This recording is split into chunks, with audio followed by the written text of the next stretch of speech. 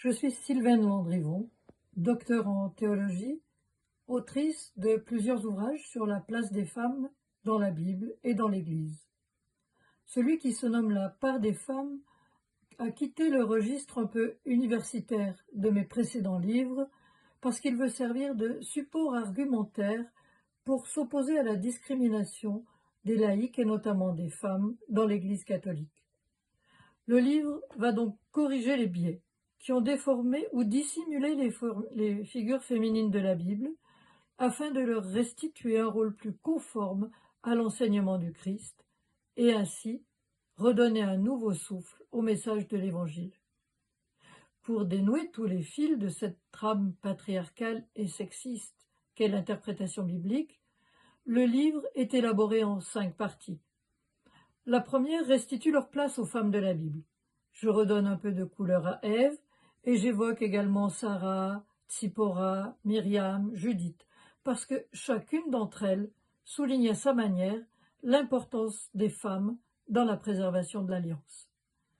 La suite montre que le Nouveau Testament valorise encore davantage les compagnes de Jésus, dont bien sûr sa mère, mais aussi Marie-Madeleine, Marthe, la Samaritaine, jusqu'à faire apparaître clairement que l'apostolicité n'est pas l'apanage exclusif des hommes.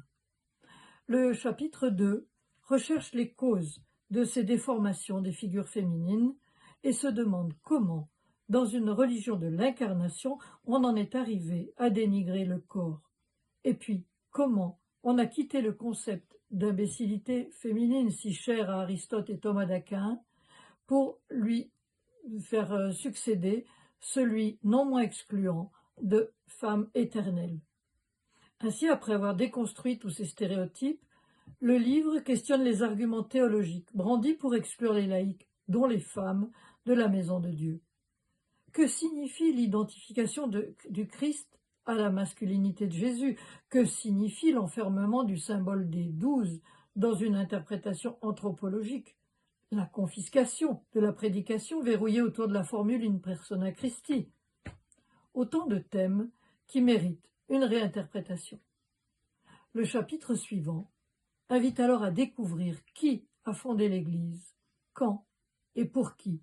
Et toutes ces approches viennent réinterroger le sens du sacré, de la mise à part des prêtres.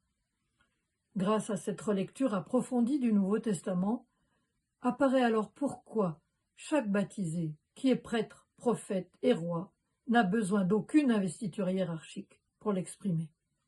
Et dès lors, on perçoit des chemins, car oui, il est possible de faire Église autrement, comme le suggère le pape François, quand il se réfère en le retournant au verset du chapitre 3 de l'Apocalypse, qui dit « Je me tiens à la porte et je frappe ».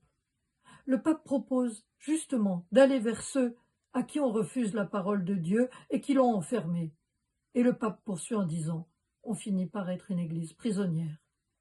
La libérer exige une ouverture aux autres et doit commencer par restituer ses droits à la moitié du peuple de Dieu que sont les femmes, pour leur rendre ce que j'appelle justement la part des femmes.